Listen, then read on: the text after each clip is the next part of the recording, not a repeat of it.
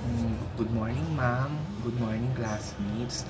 Ngayon pong umaga ay magsasagawa po ako isang interview regarding po sa ah, subject po namin na Prop Ed 9 or Foundation of Special and Inclusive Education.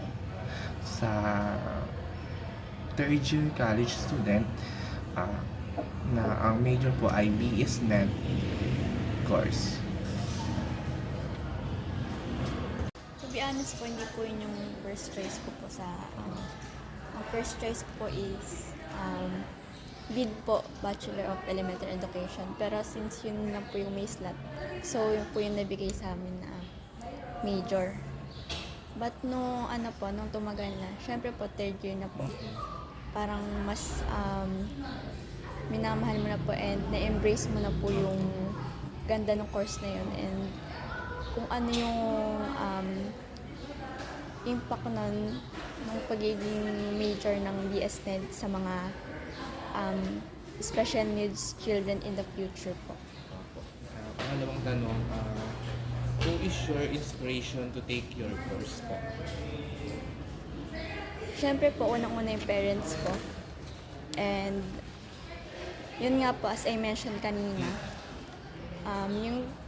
yung pag-take po ng course na to and sa mga natututunan po namin sa course na to, mas nagkakaroon po kami ng idea and knowledge about sa mga student with special needs.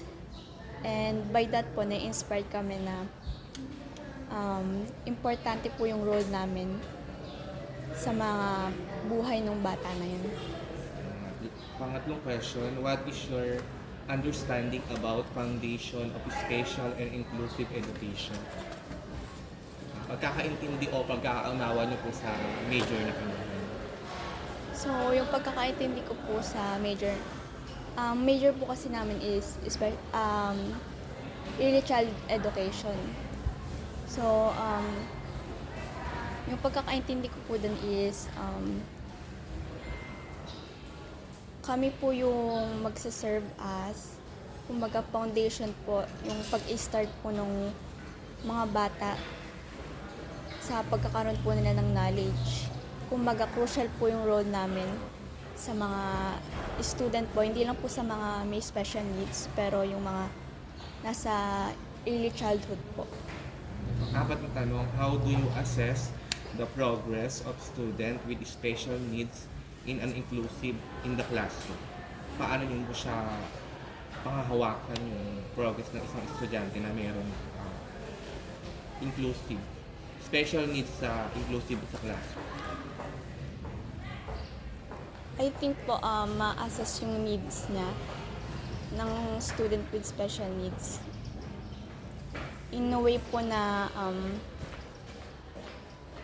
yung mga lesson po or yung mga activities is i-adjust sa mga special needs niya base sa abilities and interests niya para mas ma-engage siya and kumbaga hindi niya po isipin na hindi siya belong or hindi po included sa classroom.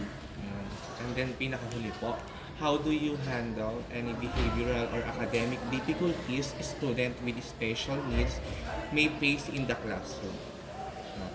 Ulitin ko po, how do you handle any behavioral or academic difficulties student with special needs may face in the classroom?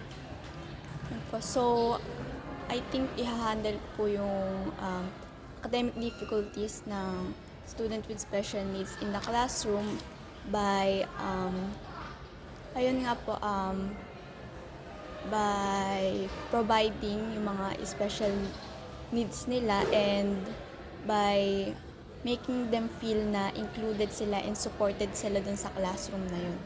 Ayun. Thank you po sa pag-i-interview. Malaking tulong po kayo sa pag-aaral. Thank you po. Thank you po. Salamat po. Overall, an interview with a future special needs educators offers an enlightening perspective on the complexities of this field and the dedication required to make a positive impact of students. Thank you so much, ma'am, for interview.